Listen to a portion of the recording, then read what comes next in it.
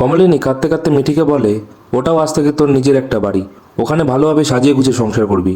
কিষাণুকে মিঠির খেয়াল রাখতে বলে কমলিনী। কৃষাণু তখন বলে, আপনি একদম চিন্তা করবেন না, আমরা ঠিক ওর খেয়াল রাখবো। ভোর বলে, এসব কান্নাকাটি একদম ভালো লাগে না, বিয়ের এই পার্টটা কি বাদ দেওয়া যায় না?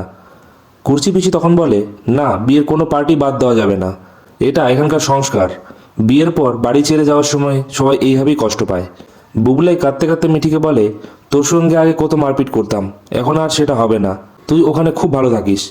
বর্ষা প্ল্যান অনুযায়ী গহনার ব্যাগ গুছিয়ে মিঠির ননদের হাতে তুলে দেয় আর বলে মিঠির শাশুড়ির হাতে যেন ব্যাগটি দেয়। অন্যদিকে অনন্যা আন্টি চুপি চুপি বর্ষাকে বলে, সব কাজ শেষ তো? বর্ষা বলে, তুমি নিশ্চিন্তে থাকো, সব হয়ে গেছে। তারপর সবাই কান্নাকাটি করে মিঠিকে বিদায় দেয়।